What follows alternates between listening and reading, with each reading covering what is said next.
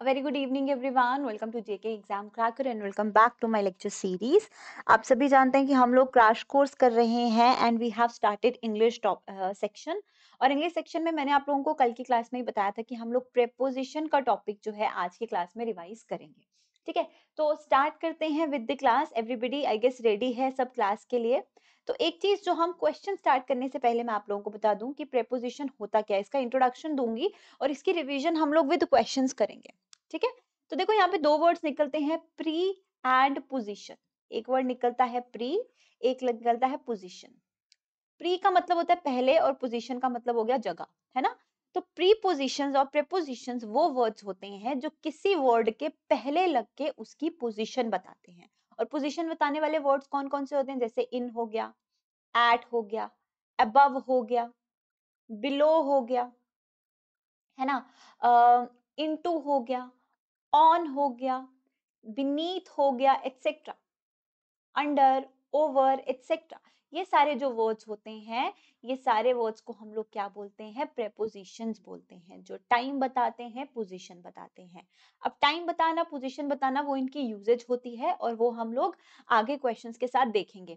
अब एक चीज याद रखना कि मैं आपको विद ऑप्शंस आप लोगों को क्लियर करती जाऊंगी कि किस प्रेपोजिशन का हम किस तरीके से यूज करते हैं। ठीक है, तो वो चीज, उससे क्या होगा, आपकी हर तरह का जो प्रेपोजिशन है वो रिवाइज जो है वो होता रहेगा। Alright everybody, so let's see question number 1.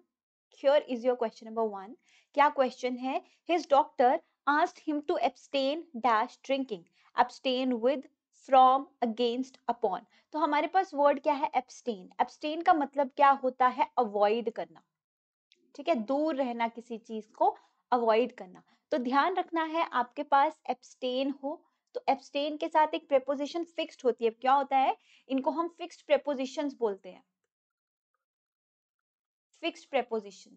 अब फिक्स्ड प्रेपोजिशन का मतलब क्या होता है कि देयर आर सर्टेन वर्ब्स जो अपने बाद फिक्स्ड प्रेपोजिशंस ही लेते हैं और एक मीनिंग एक्सप्रेस करते हैं। जैसे कि एब्सटेन है, एब्सटेन के बाद हमेशा क्या लगता है, एब्सटेन फ्रॉम लगता है। ठीक है, जैसे कि अफ्रेड है, अफ्रेड के बाद हमेशा क्या लगता है, ऑफ लगता है। जैसे कि वर्दी है, वर्दी के बाद हमेशा क्या लगता है, ऑफ लगता है। तो देयर आर सर्टेन वर्ड्स जिनके बाद प्रेपोजिशन हमेशा फिक्स्ड ही होगी। तो आपको कोई और बोलने में सही लगे, देखने में सही लगे, आपने हमेशा इसके साथ ऑप्शंस में से क्या चूज करना है, फ्रॉम। एब्सटेन फ्रॉम का मतलब क्या होता है, अवॉइड करना, किसी चीज से दूर रहना। इसी तरीके से एक वर्ड होता है रिफ्रेन, रिफ्रेन का मतलब भी बिल्कुल सेम होता है, रिफ्रेन के साथ भी क्या लगता है, फ्रॉम लगता है। तो आंसर हमारा क्या होगा, ऑप्शन नंबर बी। ठीक है, ये चीज सबको समझ में आई। आगे बढ़ते हैं, क्वेश्चन 2 देखते हैं। So here is your question number 2. Initially, progress may be slow, but never give dash a child who isn't reading. Never give out of, never give up at a child, never give over या never give up on a child. देखो, तो हमारे पास again एक fix preposition या फिर हम इन्हें phrasal verbs भी कहते हैं। ठीक है, मैं यहाँ से कुछ कंसेप्ट आप लोगों के क्लियर कर रही हूँ। फिक्स प्रेपोजिशंस क्या होते हैं कि कुछ वर्ड्स उनके बाद हमेशा, जैसे वर्दी है हमेशा ऑफ ही लगेगा, अफ्रेड है ऑफ ही लगेगा। फिक्स फ्रेजल वर्ड्स में क्या होता है, देयर आर सर्टेन वर्ब्स कि जब आप उसके साथ कोई प्रेपोजिशन लगाते हो, कोई पर्टिकुलर प्रेपोजिशन लगाते हो, तो वो एक आपको डिफरेंट मीनिंग एक्सप्रेस करता है। ठीक है, फॉर एग्जाम्पल मैं बोलूं break word, break is a verb, इसके साथ ब्रेक अप लगा दूं तो इसका क्या मतलब होता है, अलग होना, रिश्ता टूटना। ब्रेक के साथ मैं इनटू प्रेपोजिशन लगा दूं तो इसका मतलब होता है फोर्सफुली एंटर करना। ठीक है, जबरदस्ती घुसना, कहीं जबरदस्ती एंटर करना। समझ आई बात। सिमिलर तरीके से अगर मैं आप लोगों को लेट्स से कोई वर्ड बोल दूं,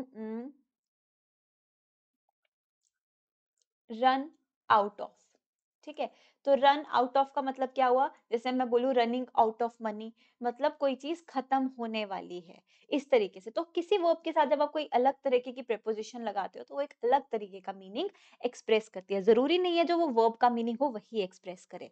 तो यहाँ पर भी क्या होना चाहिए, देखो यहाँ पर हमें ये तो पता है क्या आना चाहिए, गिव अप आना चाहिए।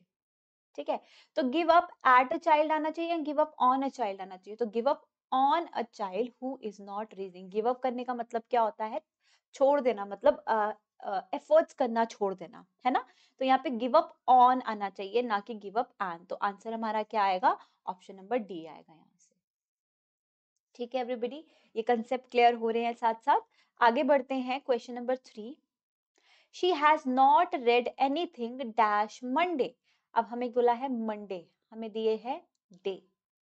जनरली जब हम डे या डेट की बात करते हैं, हम जनरल सेंटेंसेस में डे या डेट के साथ क्या लगाते हैं, on Monday, on Tuesday, on Wednesday, on 17th April, on 15th दिसंबर, ऐसा करके डे और डेट्स के साथ। अब ये वाला टेंस देखो, क्या हमने टेंस तो पढ़े हैं, has not read, perfect tense है। तो मैंने आप लोगों को टेंस की क्लास में भी बताया था कि जब परफेक्ट या परफेक्ट कॉन्टिन्यूअस टेंसेस होते हैं, तो उनमें हम लोग टाइम क्लॉज को एक्सप्रेस करने के लिए क्या यूज करते हैं, सिंस का यूज करते हैं या फॉर का यूज करते हैं। पढ़ा हमने, फॉर लगता है ड्यूरेशन के लिए और सिंस लगता है एग्जैक्ट टाइम के लिए। तो मंडे तो है हमारा एग्जैक्ट टाइम, तो यहाँ पर हम लोग क्या लगाएंगे, सिंस मंडे। ठीक है, समझ आया सबको, option B is the answer.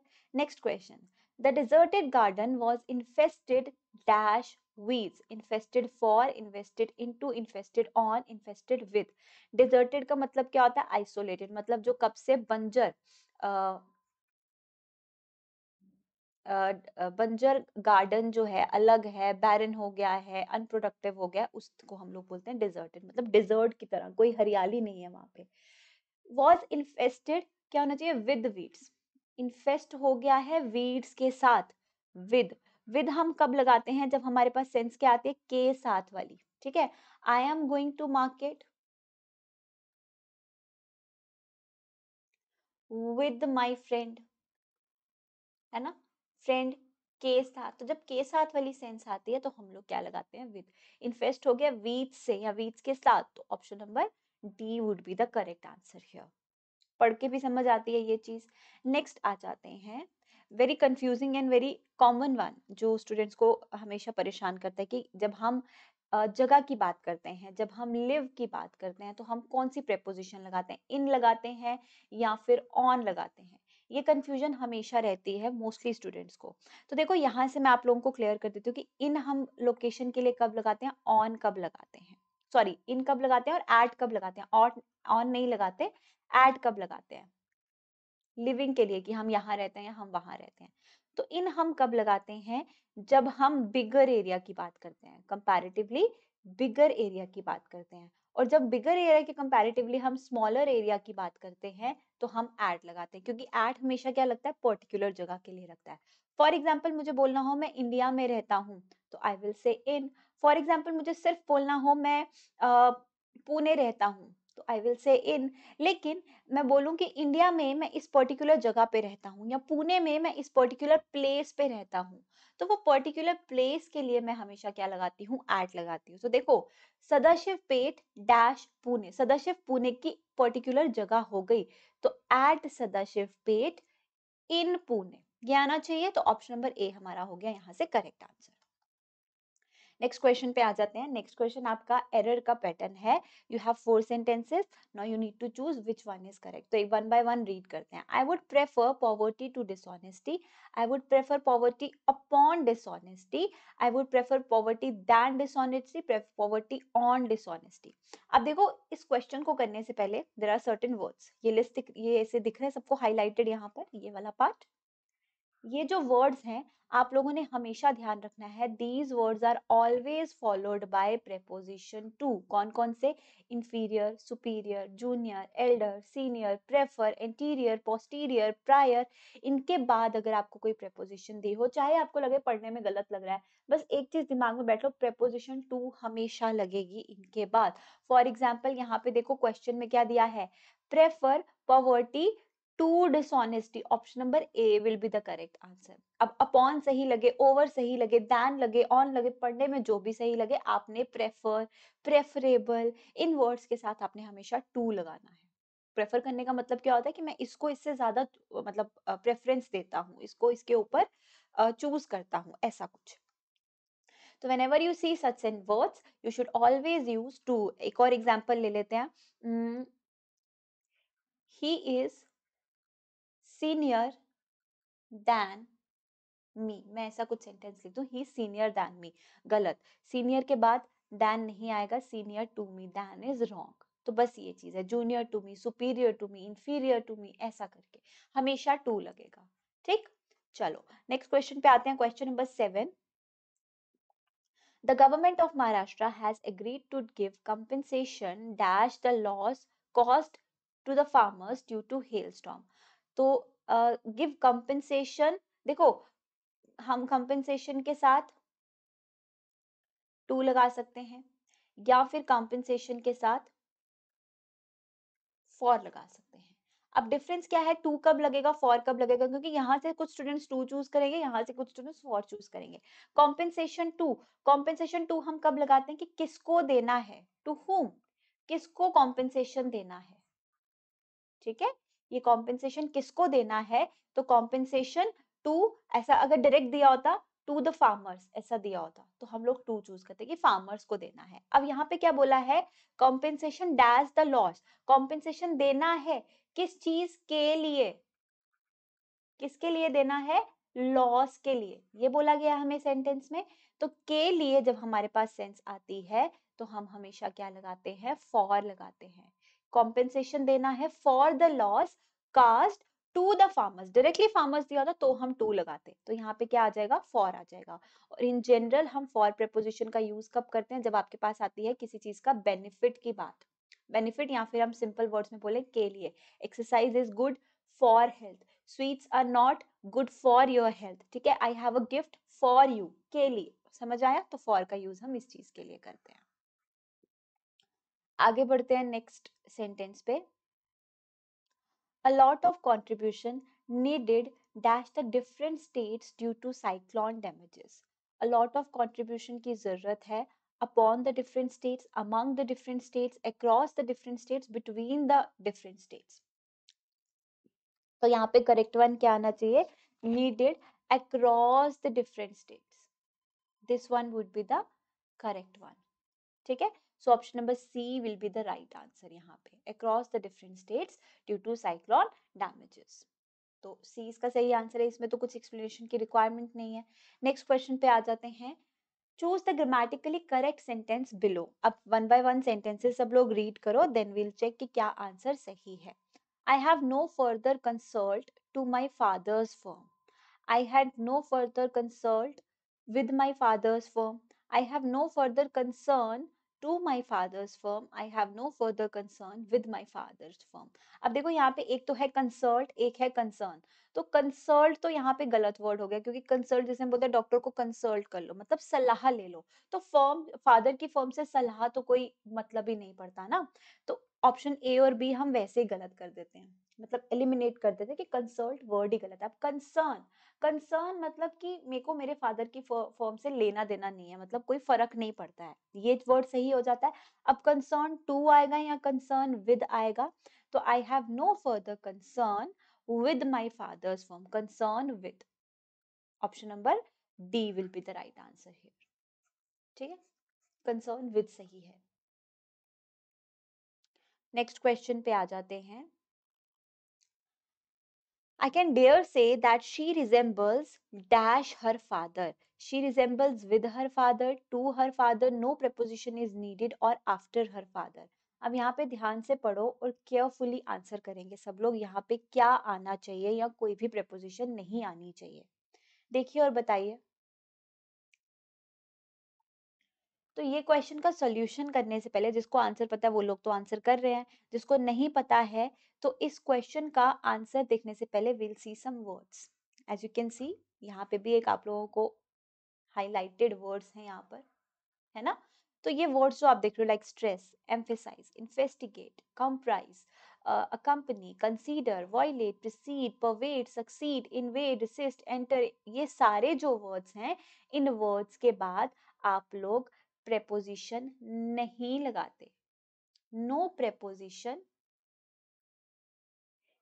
is used when the sentence is in active voice। अब active passive voice तो सबको पता है है ना। जब आपके सेंटेंस एक्टिव वॉइस में है या एक्टिव सेंटेंस है तो उसमें आप लोग इन वर्ड्स के बाद प्रेपोजिशन नहीं लगाते, क्योंकि जब पैसिव होता है तो पैसिव में तो हम वैसे भी बाय लगा देते हैं, है ना। तो इसीलिए यहाँ पर हम लोग कोई प्रेपोजिशन नहीं लगाते हैं। अब देखो यहाँ पे रिजेंबल वर्ड दिया है, तो रिजेंबल आई गेस आप लोगों को यहाँ पे भी दिख जाएगा, here is the word resemble. अब क्यों नहीं लगाते, क्योंकि इनका मीनिंग ही सिंपली हमें एक्सप्रेस कर देता है कि किससे नहीं है, किसके साथ नहीं है, या किस पर नहीं है या है, तो इसीलिए हम इनके साथ प्रेपोजिशन की जरूरत नहीं होती है अलग से। तो she resembles her father, no preposition required. She resembles to her father, with her father बोलने की जरूरत नहीं है, क्योंकि रिजेंबल वर्ड का मतलब ही होता है कि उसकी तरह दिखती है या उसके जैसे दिखती है। तो अब मुझे विद या टू लगाने की जरूरत नहीं है जो ये पर्टिकुलर एक्सप्लेनेशन मुझे दे। ठीक है, अब हम कुछ और एग्जाम्पल्स भी ले लेते हैं यहाँ पे। नेक्स्ट क्वेश्चन करने से पहले वील सी सर्टेन एग्जाम्पल्स, जो और वर्ड हम लोगों को दिए हैं उनको भी हम लोग एग्जाम्पल देख के देखते हैं। फॉर एग्जाम्पल देखो यहाँ पे एंटर वर्ड है, ठीक है, एंटर वर्ड है, I entered in the room.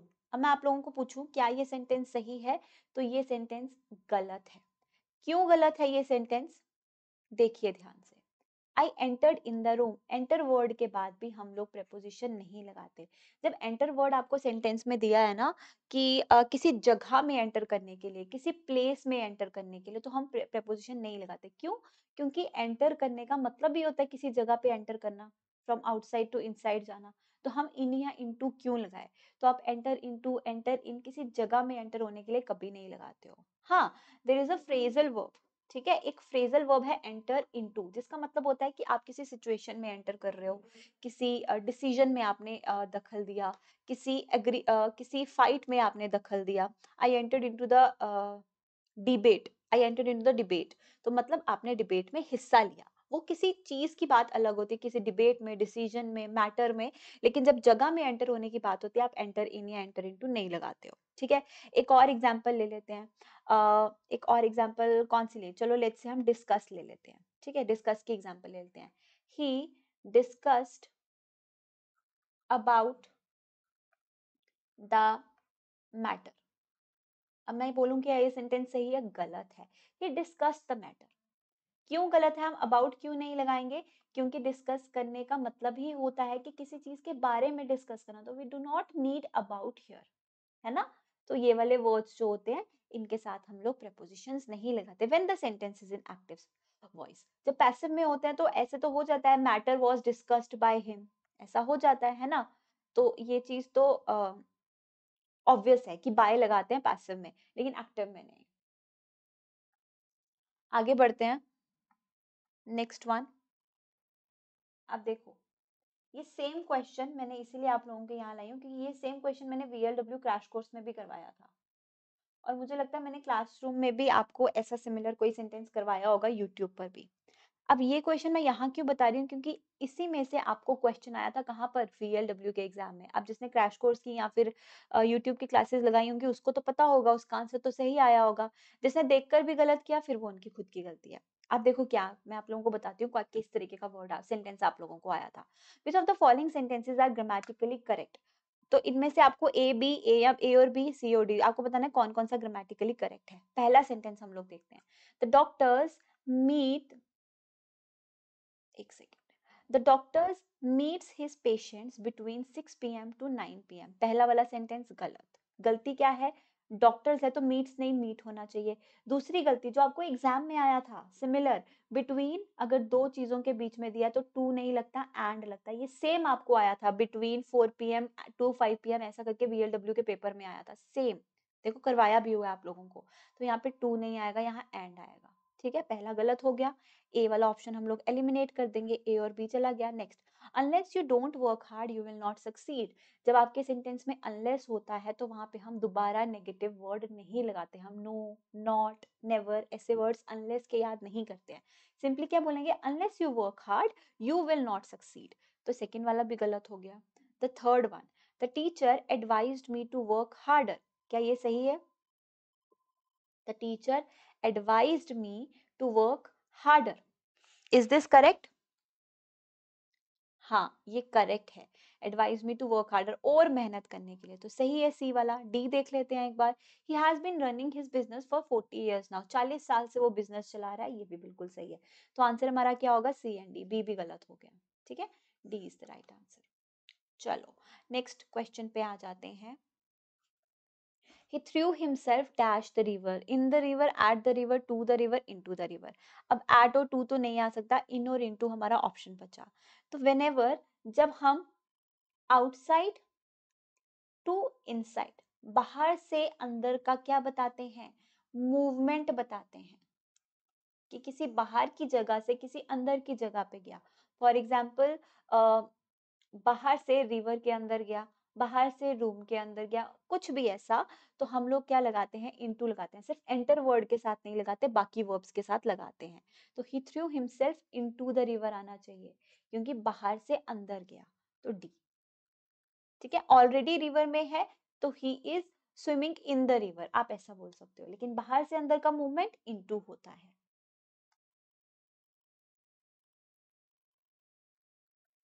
चलो क्वेश्चन नंबर 13 देखो। The captain was very angry dash us, to us, on us, with us, at us. तो क्या होना चाहिए यहाँ पर? जब आप किसी पर्सन से एंग्री होते हो, ठीक है, किसी पर्सन पर आप गुस्सा होते हो, किसी पर्सन से एंग्री होते हो, तो आप क्या लगाते हो? Angry with. ठीक है, कि किसके साथ आप गुस्सा हो, तो एंग्री विद अस होना चाहिए यहाँ पर। अक्सर हम लोग एंग्री एट भी लगाते हैं। एंग्री एट कब लगता है? जब आप किसी पर्सन के एक्शन पर गुस्सा हो। ठीक है, जब आप गुस्सा हो किस पे? किसी पर्सन के एक्शन पे। For example, I am very angry at what you did last night. मैं बहुत गुस्सा हूं किस पर?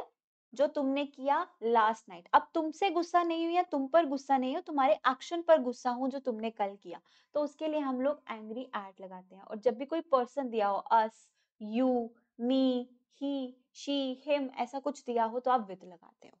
क्लियर? चलो आगे बढ़ते हैं। क्वेश्चन 14 देखिए, फिल इन द ब्लैंक है। If you live in a corrupt society, you can not easily rise dash the prevailing corruption. Rise upon, rise over, rise above, rise beyond. तो अगर आप करप्ट सोसाइटी में रहते हो तो आप करप्शन से ऊपर उठ नहीं सकते हो, बेसिकली ये बोला है। तो इसके लिए करेक्ट वन क्या होना चाहिए? Rise above the prevailing corruption. ठीक है, so what would be the correct answer? Option number C. एक बार सब लोग अपना आंसर क्रॉस चेक करो कि सबका आंसर सही है।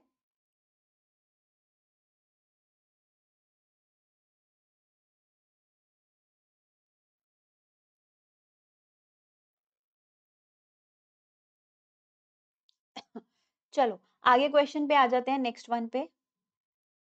Question number 15। Being a devoted wife, she looks dash her husband very well. She looks at, she looks after, look for, look to. क्या होना चाहिए यहाँ पे सही? Dash her husband very well. तो what should be the right answer? Looks after her husband very well. अब ये जो look after होता है, मैं आप लोगों को क्लियर कर देती हूँ। जैसे मैंने आपको बताया कि there are certain phrasal verbs, किसी verb के साथ कोई preposition लगती है तो वो अलग मीनिंग देती है। look after का मतलब होता है ध्यान रखना, टेक केयर ऑफ। ठीक है, look after her parents, look after her husband, तो उनका ध्यान रखती है। फिर उसके बाद होता है लुक एट। देखो लुक एट भी सही होता है, लेकिन लुक के साथ जब एट लगता है तो वो एक अलग मीनिंग देता है, जो नॉर्मल लुकिंग एट समवन। ठीक है, नॉर्मली देखना। मैं लिख देती हूँ यहाँ पर, सिंपली आपको समझ आ जाएगा। उसके बाद लुक फॉर भी होता है। लुकिंग फॉर माई बैग मतलब ढूंढ रहा हूँ, सर्च कर रहा हूँ। ऑलराइट, फिर उसके बाद लुक इनटू भी होता है, लुक टू नहीं होता है। ठीक है, लुक इनटू भी होता है। लुक इनटू का मतलब क्या होता है? Looking into the matter, investigate कर रहा हूँ, ऑब्जर्व कर रहा हूँ, वॉच कर रहा हूँ क्या चल रहा है। तो वेनेवर आप लुक के साथ अलग प्रेपोजिशन यूज करते हो, देखो मीनिंग बदल जाता है। अब आपको सेंटेंस में किस तरीके से पूछा हुआ है ये आपको ध्यान में रखना है कि सेंटेंस का सेंस क्या है। Next question. He is known dash me. Which preposition is suitable for filling the blank? In, of, to, by.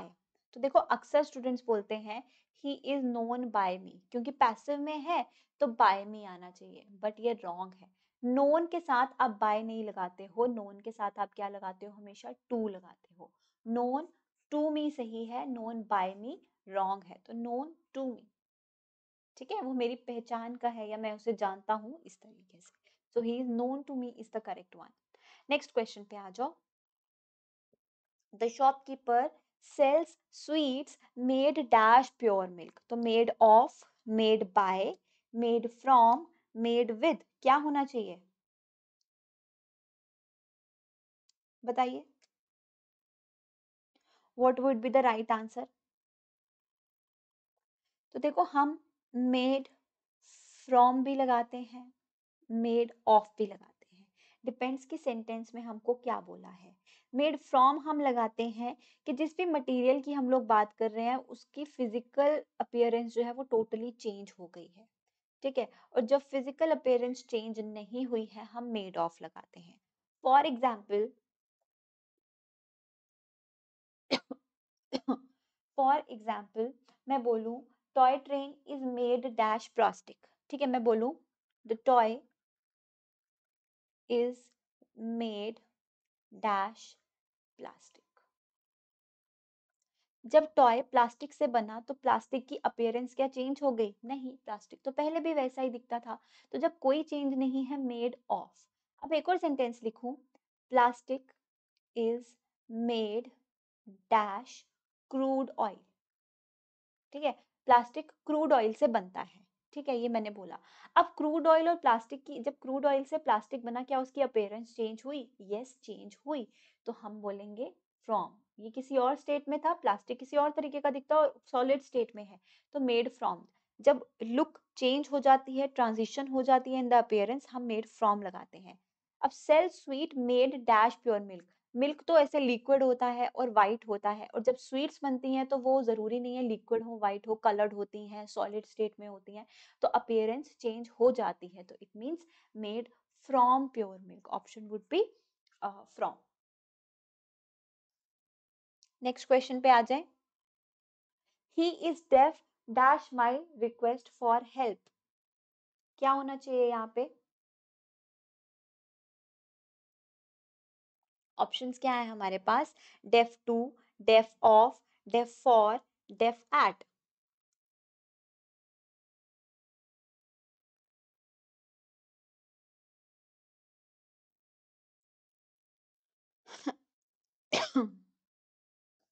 देखो he is deaf dash my request, to my request, of my request, for my request, at my request। deaf का मतलब होता है सुनाई नहीं दिया। हम deaf to कब लगाते हैं, जब सुनकर भी कोई क्या कर देता है, अनसुना कर देता है, इग्नोर कर देता है। तो he is deaf to my request, मतलब जो मैंने उससे कहा हेल्प के लिए तो उसने अनसुना कर दिया, तो उसके लिए हम लोग लगाते हैं deaf to, इग्नोर कर देना, अनसुना कर देना। सिमिलरली एक बार एग्जाम में आया था, एक होता है ब्लाइंड इन, और ब्लाइंड के साथ हम लोग टू भी लगाते हैं, ठीक है, blind in, blind to. Blind in मतलब एक्चुअल जो इसका मीनिंग होता है, for example blind in left eye, कि एक लेफ्ट आई से ब्लाइंड है, ऐसा करके blind in right eye, blind in one eye, कुछ भी ऐसा हो सकता है जो एक्चुअल इसका मीनिंग होता है। ब्लाइंड टू, ब्लाइंड टू का मतलब होता है जानबूझकर अंधा बन जाना, मतलब निग्लेक्ट कर देना, इग्नोर कर देना। He is blind to his children mistake, वो अपनी बच्चे की गलती को ब्लाइंड के लिए ब्लाइंड टू है, ब्लाइंड टू है मतलब देखकर भी अनदेखा कर रहा है, फ्रेज है ये, इग्नोर कर रहा है। सिमिलरली सुनकर भी अनसुना कर देना, डेफ टू। समझ आया, चलो आगे बढ़ते हैं। Find out the correct sentence, बताइए इसमें से क्या करेक्ट सेंटेंस है, चारों सेंटेंस रीड करके देखिए और बताइए what would be the right answer. He attacked on the man with the pencil, he attacked at the man with the pencil, he attacked over the man with the pencil, he attacked the man with the pencil. अब देखो ये जो attack word है, ठीक है, आप लोग यहाँ लिस्ट में भी ऐड कर लो, मैं यहाँ पे लिख ही देती हूँ ताकि याद रहे सबको। ये जो वर्ड्स आप लोगों के लिखे ना, यहाँ पे एक और वर्ड ऐड कर लो, अटैक है यहाँ पे ऑलरेडी, है यहाँ पे ऑलरेडी, है ना। तो ये जो अटैक वर्ड है इसके साथ भी प्रेपोजिशन नहीं लगती है, क्यों नहीं लगती है, क्योंकि अटैक वर्ड का मतलब ये होता है किसी पर अटैक करना। तो we do not need attacked on the person, attacked at the person, कुछ नहीं लगता. ही अटैक द मैन, और किस चीज के साथ? पेंसिल के साथ. तो option number D is the right answer here. Next, find out the correct sentence. अब ये चीज मैं आप लोगों को ऑलरेडी करवा चुकी हूँ. देखो और बताओ. He driver entered into the building. किसी जगह में एंटर करने के लिए एंटर इनटू नहीं लगाते. Driver entered in the building, building, again in भी नहीं लगाते. ड्राइवर एंटर्ड द बिल्डिंग, बिल्कुल ऐसा बोलते हैं. एंटर के साथ हम जगह में एंटर करने के लिए प्रेपोजिशन नहीं लगाते. तो फोर्थ वाला भी गलत हो गया. Option number C will be the right answer. Next question देखिए. The paper was signed dash him dash a Parker pen. The paper was signed by him, ठीक है, उसने किया. एंड किस चीज के साथ, कौन सी चीज यूज की? With a Parker pen. तो यहाँ पे ऑप्शन बी आना चाहिए. अब मोस्टली क्या होता है, कई बार स्टूडेंट्स बाय बाय यूज कर लेते हैं. Signed by him by a Parker man. By जो होता है ना, वो बताता है कि किसके द्वारा हुआ, ठीक है, किस पर्सन ने किया, किस पर्सन के द्वारा हुआ. लेकिन जो विद होता है, किस चीज के साथ किया. मैंने आपको विद पहले भी बताया, किसके साथ किया कोई एक्शन, कोई चीज है या पर्सन है व्हाटएवर, तो आप विद लगाते हो. तो बाय और विद आना चाहिए यहाँ पर. Next, Sudha fell dash the well and nobody tried to save her. तो ये आसान है. Sudha fell in into inside और below. Sudha fell into the well, outside to inside motion. Option number B. Question 22 देखेंगे सब लोग. Again we have 4 sentences and we need to see कि कौन सा वाला सही है. There appears to be very little understanding among the two brothers. अब देखो यहाँ पे क्या बोला, two brothers. तो two brothers के लिए हम लोग among नहीं लगाते. दो के लिए हम क्या लगाते हैं? between लगाते हैं. among हम किसके लिए लगाते हैं? more than two के लिए, right? among किसके लिए लगता है? for more than two. यहाँ पे 3 होता, 4 होता. और between किसके लिए लगता है? only for two. और मैंने याद लगाया, जो दो चीज के लिए between होता है उसके साथ and लगता है. ये भी मैंने आप लोगों को बताया है. तो answer number B is the right one. Next, अब आपका 24th क्वेश्चन है सेंटेंस इंप्रूवमेंट का. तो सेंटेंस इंप्रूवमेंट सबको पता है पैटर्न क्या होता है. There is an underlined part of the sentence, और अगर वो ग्रामेटिकली सही है तो आप लोग उसमें कोई इंप्रूवमेंट नहीं करते हो. लेकिन अगर ग्रामेटिकली गलत हो तो options are given to you, है ना. यहाँ पे एक और ऑप्शन आता है नो इंप्रूवमेंट का, लेकिन यहाँ नहीं दिया तो मतलब इंप्रूवमेंट है. तो जो भी ऑप्शन से आपको इंप्रूवमेंट लगती है आपने उसके साथ रिप्लेस करना होता है. ये क्या होता है बेसिकली, सेंटेंस एरर फाइंड भी करना है और उसको सही भी करना है. ये उस तरीके का क्वेश्चन होता है. तो worthy for it, he got a prestigious job तो he was not worthy for it. तो देखो मैंने आपको बिगिनिंग ऑफ द क्लास में बताया कि देयर आर सर्टेन वर्ड्स जिनके साथ आप ऑफ लगाते हो. जैसे अफ्रेड ऑफ होता है, बिवेयर ऑफ होता है, वर्दी के साथ भी ऑफ होता है. तो यहाँ पर क्या होना चाहिए? Worthy of it. Option number A. For की जगह ऑफ लगेगा. बताया मैंने आपको. Afraid of, proud of, kind of, fond of, beware of, है ना, worthy of. तो देयर आर सर्टेन वर्ड्स जिनके साथ आप ऑफ ही लगाते हो, हमेशा फिक्स्ड है. चलो next question. he described dash the incident in a very interesting way. he described about the incident, he described to the incident, no preposition required on. तो अभी मैंने आप लोगों को प्रीवियस कुछ पहले कुछ वर्ड्स करवाए प्रीवियस क्वेश्चंस के साथ. Described, discussed, attacked, resemble, in then we have what, enter. इनके साथ हम लोग प्रेपोजिशन नहीं लगाते. तो आंसर क्या होना चाहिए? No preposition. We don't need to say described about. Why? Because describe का मतलब ही होता है कि किसी चीज के बारे में डिस्क्राइब करना. तो इसके साथ प्रेपोजिशन की जरूरत नहीं है. So C is the right answer here. सबका आंसर सही. नेक्स्ट क्वेश्चन पे आ जाते हैं. He should refrain dash associate himself with any party because people have faith in his integrity. तो मैंने ये आप लोगों को पहले ही बता दिया है. refrain from होता है, abstain from होता है. दो वर्ड्स करवाए आपको बिगिनिंग ऑफ द क्लास में. abstain के साथ from लगता है, refrain के साथ from लगता है, जिसका मतलब क्या होता है कि दूर रहना चाहिए, अवॉइड करना चाहिए किसी चीज को. तो refrain from associate himself with any. ठीक है.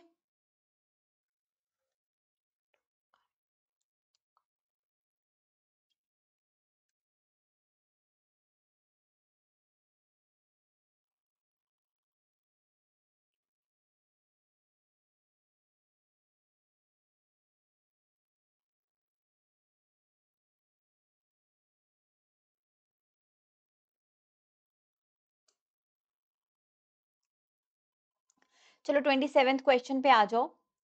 He is good dash mathematics but his friend is not. अब ये क्वेश्चन सेम, देखो ये सेम क्वेश्चन मैंने आपको आई गेस VLW की क्लास में भी करवाया था।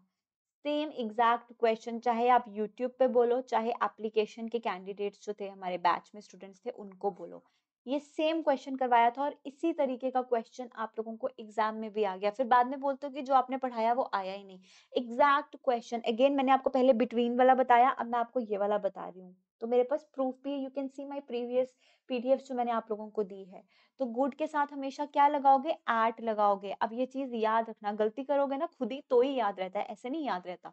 गुड एट मैथमेटिक्स, जब आप किसी चीज में अच्छे हो तो आप क्या लगाते हो, गुड एट। जब किसी चीज में अच्छे नहीं हो तो हम एक फ्रेज बोलते हैं, you are good for nothing. किसी चीज में अच्छे नहीं हो तो तब हम गुड फॉर नथिंग बोलते हैं। गुड एट जब हम किसी पर्टिकुलर चीज में अच्छे हैं। ठीक, सो बी इज द आंसर। अब यहाँ पे मैंने गुड इन कभी नहीं बताया। देयर वाज अ स्टूडेंट जिसने कमेंट किया आपने गुड इन बताया था, तो मैंने नहीं बताया आपको गुड इन। मे बी आपने कहीं और से पढ़ा होगा। चलो next question. It is my pleasure to congratulate you dash your success in the civil service examination. Congratulate you on your success, congratulate you for your success, in your success, या फिर no preposition required. तो क्या आता है congratulate के साथ, बताइए। Congratulate के साथ ऑन लगता है या फिर फॉर लगता है। तो कॉन्ग्रेचुलेट के साथ जनरली हम सोचते हैं कि congratulate for your success, no, congratulations on. ठीक है, कॉन्ग्रेचुलेट के लिए नहीं करते हो, कॉन्ग्रेचुलेट करते हो किसी चीज पर। ठीक है, मैं तुम्हें मुबारक देता हूँ तुम्हारी सक्सेस के लिए नहीं, मैं तुम्हें मुबारक देता हूँ तुम्हारी सक्सेस पर। तो congratulate on, option number A. Next question पे आ जाओ। क्या बोला है, find the correct sentence. A very interesting question, और ये चीज तो हमें बचपन से सिखाई जाती है कि किसी को टाइम बताना है तो बेटा कैसे बताओगे, है ना, बोलते हैं ना। अच्छा, आपकी घड़ी में कितना टाइम हुआ, आप कैसे बताओगे। What is the time by your watch, ऐसा बोला जाता है। तो ये चीज तो बचपन से सबको आती है, आप लोग भूल जाते हो। सब चीजें पढ़ाई जाती हैं स्कूल से ही, आपको इन ऑन एट इन सब का यूज पढ़ाया जाता है, बट आप लोग याद नहीं रखते हो। चलो, क्या होना चाहिए, जब भी हम टाइम की बात करते हैं तो हम बाय बोलते हैं। क्या बोलेंगे यहाँ पर, it is 2:30 by my watch, option number C is the right answer. In नहीं बोलना, ऑन नहीं बोलना, इनटू नहीं बोलना, बाय माई वॉच बोलना है। Last question for today's session, आज के सेशन का लास्ट क्वेश्चन देखो क्या है। The score was dash 100 when the last batsman was declared out. Under 100, below 100, over 100 या नन ऑफ दी अबव। तो किसी लेवल से जब कोई चीज नीचे होती है तो हम क्या लगाते हैं, बिलो। किसी लेवल से जब कोई चीज ऊपर होती है तो हम क्या लगाते हैं, अबव। अब यहाँ लेवल हम लोगों को क्या दिया है, 100। तो 100 से नीचे है तो बिलो, 100 से ऊपर है तो अबव। अब यहाँ हमारे पास अबव तो है नहीं, तो ऑब्वियसली क्या होने वाला है, बिलो होने वाला है। The score was below 100। ठीक, ये चीज याद रखनी है सबने। उसके बाद हमारे पास आता है अंडर। अंडर किसके लिए होता है, बेसिकली पोजीशन के लिए। पोजीशन के लिए होता है कि किसी चीज के नीचे, नीचे वाली position. All right, under the table, under the sofa, under the chair, इसके लिए होता है। ऑल राइट, और ओवर होती है ऊपर वाली position, not in physical contact. All right, और ऑन ऊपर, जैसे टेबल के ऊपर, in physical contact, on the table, on the book, on the sofa, on the bed, इस चीज के लिए। ऑल राइट, अब एक क्वेश्चन जो मैंने, मे बी मेरी क्लासेस आप लोगों ने लगाई होंगी तो मैंने आप लोगों से पूछा भी होगा। अब एक क्वेश्चन है मेरा, अगर आप लोगों को क्वेश्चन एग्जाम में आ जाए, ठीक है, he is sitting dash tree. Question number 1, options है आपके पास, under, in, below. All right. Question number 2. He is sitting dash the shade of tree. Again, option same है आप लोगों के लिए, under, in, below. अब my question is to you कि क्या ऑप्शन आप यहाँ पे चूज करेंगे। He is sitting under the tree, in the tree, below the tree. तो पेड़ के अंदर या फिर पेड़ में तो नहीं बैठते, तो पेड़ के नीचे बैठते हैं, नीचे वाली पोजीशन, तो पोजीशन के लिए हम लोग अंडर लगाते हैं, बिलो तो लेवल के लिए होता है, नीचे वाले लेवल के लिए, है ना, तो हम अंडर लगाएंगे। Next question, he is sitting dash the shade of the tree, similar question लेकिन हमें पोजीशन क्या बोल दी, शेड ऑफ द ट्री बोल दी। अब क्या लगाएंगे, under the shade of the tree, in the shade of the tree, below the shade of the tree, क्या होना चाहिए, आप पेड़ की छाया के नीचे बैठते हो या पेड़ की छाया में बैठते हो, तो अब सब लोग क्या बोलेंगे, मैम हम तो छाया में बैठते हैं, तो जब आपको ऐसा दे दिया जाए शेड ऑफ ट्री, तो आप क्या बोलेंगे, in the shade of tree, ठीक है, he is sitting in the shade of tree, he is sitting under the tree. अब ये चीज क्यों बोली, क्योंकि ये वाला जो पर्टिकुलर क्वेश्चन है ना, एक बार एसएससी सीजीएल में आया था और बहुत से स्टूडेंट्स ने आंसर अंडर ही चूज किया हुआ है, लेकिन ट्रिक क्या थी, शेड ऑफ द ट्री बोला है, तो in the shade of the tree. Alright, तो ये फर्क होता है, प्रेपोजिशंस वही होते हैं लेकिन अकॉर्डिंग टू द पोजीशन आपको चूज करने होते हैं। ठीक है एवरीबॉडी, तो ये थे आज के 30 questions. Now some important information for you, ये वाला पीडीएफ आप लोगों को मिलेगा, कहाँ पर मिलेगा, हमारी एप्लीकेशन पर, जिन लोगों ने कहाँ पर इनरोल किया है, क्रैश कोर्स में इनरोल किया है, पीडीएफ उनको मिलेगा एज इट इज, जो मैंने आंसर्स मार्क किए हैं, एक्सप्लेनेशन मार्क किया उसके साथ मिलेगा। दूसरी चीज, यहाँ पर देखो प्रैक्टिस एक्सरसाइज भी मैंने इसके साथ रखी है, क्वेश्चंस आपको दिख रहे हैं, this is the practice exercise, questions आप लोगों को दिख रहे हैं, these are the questions for your homework, ये आपके होमवर्क के लिए, आंसर्स भी मैंने यहाँ पे दिए हुए हैं, बट पहले आप लोग खुद ट्राई करना, उसके बाद आप लोग इसके आंसर्स देना। ये पूरा पीडीएफ आपको हमारी एप्लीकेशन FAA क्रैश कोर्स के साथ मिलेगा और ये वीडियो भी वहां पर अपलोड होगा। इसके साथ एक और चीज, information related to the course, जैसे कि मैंने बताया यूट्यूब पे आप लोगों को सिर्फ और सिर्फ क्या मिलेंगी, क्लासेस मिलेंगी, लेकिन क्रैश कोर्स में आपको मॉक टेस्ट भी मिलेंगे, ये वाली क्लासेस और इनकी पीडीएफ्स मिलेंगी, और प्रैक्टिस क्वेश्चंस जो आपको दे रही हूँ वो भी आपको वहां पे मिलेंगे, यूट्यूब या टेलीग्राम पर नहीं मिलेंगे, सिर्फ क्लासेस मिलेंगी।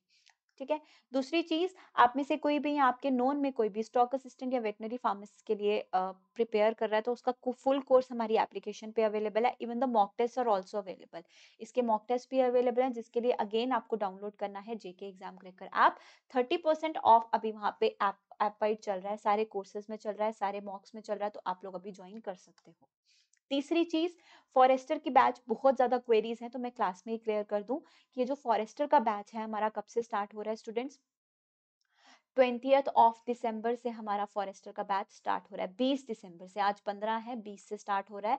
कहाँ पर होगा, जेके एग्जाम क्रैकर ऐप पे। इसके कुछ डेमो लेक्चर्स जो हैं आप लोगों को यूट्यूब पे भी मिल रहे हैं, आप लोगों ने देखा होगा केमिस्ट्री के लेक्चर्स आप लोगों के आ रहे हैं अभी यूट्यूब पे, है ना, क्योंकि साइज थोड़ा डिफरेंट है, 12th लेवल तक में साइंस प्रिपेयर करना है, तो डेमो लेक्चर्स यूट्यूब पे भी आ रहे हैं, पर सारे नहीं आएंगे। 20th के बाद आपको सारे लेक्चर्स कहाँ पर मिलेंगे, एप्लीकेशन पे मिलेंगे, और लाइव नहीं होंगे, रिकॉर्डेड होंगे, और लेक्चर्स रहेंगे, आपको नोट्स मिलेंगे, और प्रैक्टिस क्वेश्चंस भी आप लोगों को हमारी एप्लीकेशन पर ही मिलेंगे for the forester batch. Alright, इस पर भी अभी 30% ऑफ अवेलेबल है, तो अभी आप लोग अवेल कर सकते हो। बाद में एक्सपेक्ट करो कि क्रिसमस पर कोई ऑफ आएगा या फिर न्यू ईयर पर कोई ऑफ आएगा, इतना ही ऑफ होगा, इससे ज्यादा नहीं होगा, तो अभी इनरोल कर देना ताकि साथ साथ पढ़ते रहो। ठीक है एवरीबॉडी, सो मिलेंगे हम लोग मेरी नेक्स्ट क्लास में, और यस, नेक्स्ट टॉपिक जो आपको प्रिपेयर करना है वो मैं आप लोगों को अलग से यूट्यूब पर ही बता दूंगी। ठीक है, आप लोगों को मैं कल सुबह ही क्लास शेड्यूल कर दूंगी, सो दैट आप लोगों को पता चल जाए नेक्स्ट हम लोगों को क्या पढ़ना है। ठीक है, सो मिलते हैं कल के सेशन में, take care, bye bye everybody.